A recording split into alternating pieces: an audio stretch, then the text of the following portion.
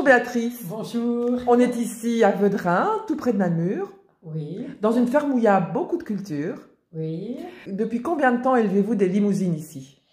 Mais donc, mon papa a importé les premières limousines de France à la fin des années 60, avec l'autorisation du ministère de l'Agriculture. Donc, il faisait partie du petit groupe de Belges qui avaient eu l'autorisation d'étudier si la race s'adaptait bien au sol et au climat belge, à une époque où il y avait une prédominance absolue de la race blanc-bleu belge.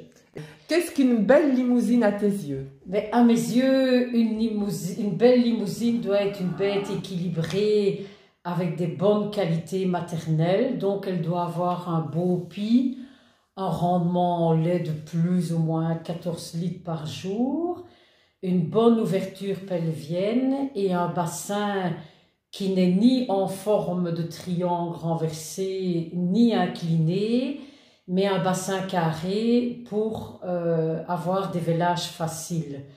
Certains diront, oui, mais c'est dans le bassin incliné que se trouvent les steaks, c'est vrai. Mais dans la baie de limousine, je trouve personnellement que le meilleur morceau, c'est l'entrecôte. Il faut une harmonie entre le devant et l'arrière, une belle longueur de dos, une finesse d'os, puisque en Belgique, le rendement carcasse est très important. La limousine a une réputation d'être sauvage, d'être nerveuse. Alors, comment est-ce que ici on gère la docilité des animaux? Eh bien, au début, nous avons eu des animaux sauvages, voire méchants, parce que au début, lorsque les Belges allaient acheter dans les années 70 des limousines en France, les Français avaient une forte demande pour le Brésil, les États-Unis, et considéraient un petit peu la Belgique comme une poubelle. Donc, ils s'organisaient pour que leurs bons animaux méchants aillent plutôt en Belgique.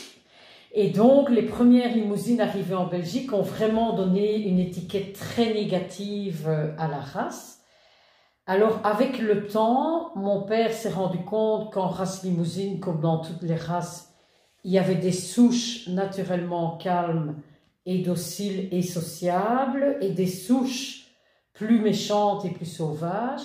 Et donc, avec le temps, nous nous sommes acharnés, quitte à payer plus cher, à toujours choisir des taureaux naturellement dociles. On a parfois une descendance sauvage, si comme mon frère et moi, on n'a pas le temps de dresser les animaux et de se promener souvent en prairie, quoi. Au niveau de la reproduction, vous travaillez avec l'insémination ou avec la monte naturelle? Mais on travaille avec la monte naturelle parce que on n'est pas suffisamment disponible ou spécialiste pour travailler par insémination. C'est plutôt par paresse qu'on n'insémine pas et qu'on ne fait pas les contrôles de performance. Mais bon, je suis sûre que ça aurait été un plus. Alors ici, on est dans une ferme de culture.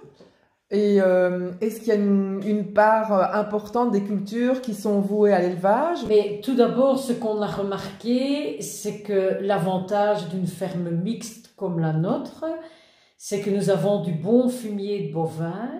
Et pour la culture de la pomme de terre et des betteraves, avec le climat qui déconne de plus en plus, qui est excessivement sec ou excessivement humide, on s'est rendu compte qu'un sous-sol riche en humus était très bénéfique. Chaque année, nous avons plus ou moins 10 hectares de maïs fourragé et nous récupérons une partie des pulpes de nos betteraves sucrières, plus de la paille à volonté de notre froment. Parce que vous engraissez les taureaux ou les vaches ici, ou les deux? Mais jusqu'il y a 3 ans, on engraissait nos broutards mâles. Mais maintenant, comme on vieillit, qu'on a beaucoup d'hectares, qu'on a 70 hectares de pommes de terre et que la filière Belgian Limousin Beef donne un bon prix pour les vaches grasses, on a décidé de ne plus engraisser nos taureaux et de réformer plus rapidement nos vaches qu'on trouvait plus ordinaires ou méchantes ou celles qui malheureusement perdent leur veau pour une raison quelconque. Et donc, quel est l'avenir de votre exploitation? Est-ce qu'il y a un repreneur?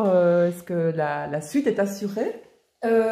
Nous avons un neveu, Thibaut Floimont, le fils de ma sœur, qui a déjà repris la part des terres que mon père avait donné à ma sœur et qui les exploite et qui pourra éventuellement à l'avenir aussi exploiter éventuellement les terres de mon frère et moi-même.